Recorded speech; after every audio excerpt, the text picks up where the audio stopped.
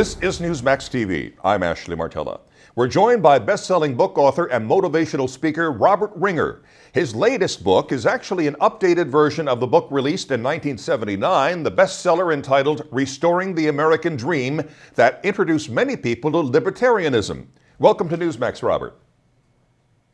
Thank you, Ashley. What compelled you to update and revise that book 31 years later? Well, you know, it's a funny thing. On and off over the years, a lot of people said to me, you know, the book was really premature. It came out in 1979, and Ronald Reagan came along, and suddenly the future looked bright and rosy, and he followed Art Laffer's advice and lowered taxes, which increased tax revenues. And kind of didn't think about it too much, but over the years I'd keep getting letters and then emails from people saying that book is more relevant today than ever.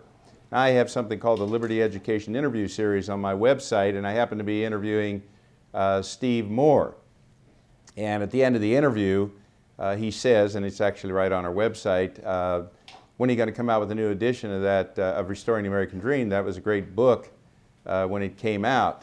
And I thought, you know, I'm just going to take a look at this and see whether it's possible, because I didn't know, it's pretty hard to go back and redo a book. So I went back and I started working on it. To make a long story short, I found that I was able to revise it and update it. And the reason that it was not nearly as hard as I thought it would be is because people were right. It is much more relevant today, now that we're living in the age of progressivism and on our way to hardcore socialism or worse. The book has much more relevance today than it ever had. How is the new edition different from the original? Well, the key thing is my own evolution. The forward to the original edition was written by William Simon, who was the Secretary of the Treasury under Nixon and Ford. And Bill Simon was a libertarian, but sort of a practical libertarian. And he was what I now refer to as a libertarian-centered conservative. And he told me that he thought someday I would evolve into the same thing, because unfortunately there are pragmatic things you have to deal with in the real world. So the biggest change, which I talk about right at the outset of the book, is that instead of seeing myself as an anarcho-capitalist or a hardcore libertarian, I've evolved into what I call a theoretical libertarian practical conservative, or simply put, a libertarian-centered conservative. And I might add that Ronald Reagan himself, which a lot of people don't realize, said that the very heart and soul of conservatism is libertarianism. And so my evolution took me to the point where I realized that we live in an imperfect world inhabited by imperfect people, and we're certainly seeing that in Washington today. And you have to have, you cannot stick to absolute libertarianism where each person governs himself, because there are too many people who want to commit aggression against you and violate your natural rights.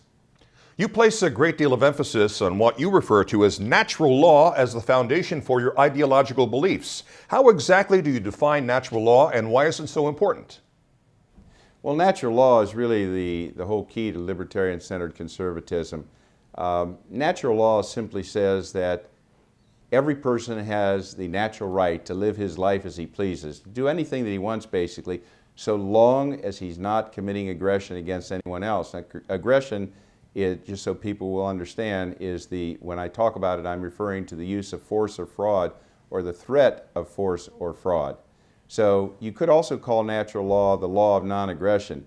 Basically, in a pure libertarian society, or even a libertarian-centered conservative society, basically anything goes, just so you're not violating the rights of any other person.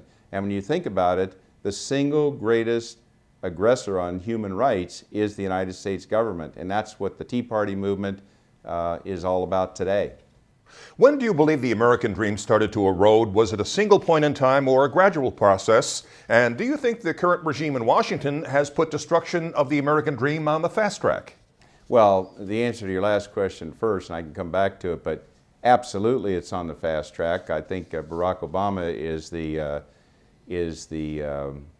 socialist that the progressives have been dreaming about for years. But you could make an argument, and I know a lot of libertarians do, that the American dream first started going in the wrong direction back in 1788, in the summer of 1788, when the Constitution became law. Because until then, The Declaration of Independence, all that the founders did is they wanted to throw out the government. They wanted to be totally free, and we had a totally free society for 12 years. But when it really started to heat up was in the early part of the 19th century with Teddy Roosevelt when he formed the Progressive Party, ran against Woodrow Wilson. Woodrow Wilson chastised him for it, but Woodrow Wilson, turned out to be a huge progressive. And then, as we all know, it became totally unwound under Roosevelt. The Roosevelt you're referring to in this case is FDR, correct? I'm sorry, Franklin Delano Roosevelt, yes.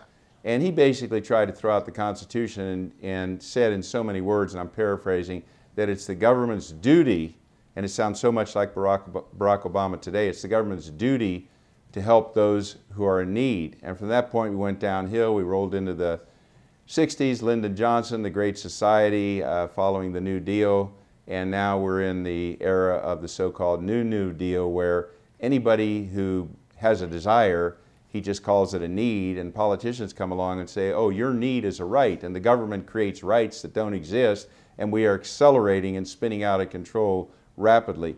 Barack Obama didn't invent this, but giving him his due credit, he did understand Saul Alinsky, Rules for Radicals, and when things started going in the wrong direction and he realized people were starting to turn against him, he followed Alinsky's advice and put his foot down on the accelerator and put it all the way to the floor. And between now and the elections and after the elections in November, you can be sure they're going to try to get as much of this socialist legislation passed as possible. In the introduction to your book, you make a reference to foreign terrorists and argue that our far more threatening enemy is the enemy from within. Please explain that.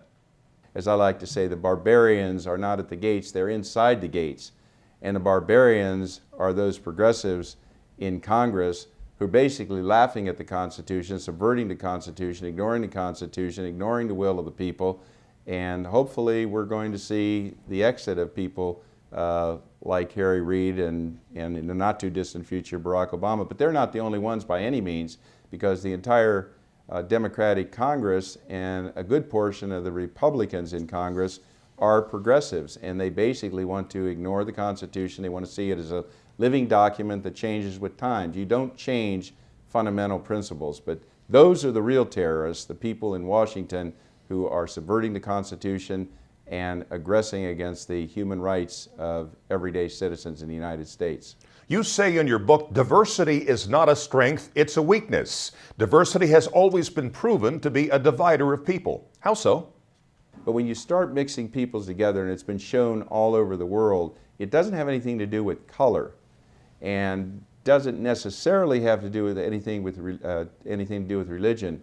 But to the extent that they're diverse, for example, Mexicans coming into this country, especially illegal aliens, who don't want to assimilate into the culture and who insist on using Spanish as their first language, that's really where the problem starts. And if just to know that what I'm saying is correct, all you need to do is look at the news every day, and wherever there's diversity in thinking and culture, you find trouble. So it's not one of the great lies being told, and has been told for decades, is that diversity is our strength. Since the United States has become so diverse in people living different kinds of life, the United States has become weaker and weaker, and we're really decaying from within. That's our problem.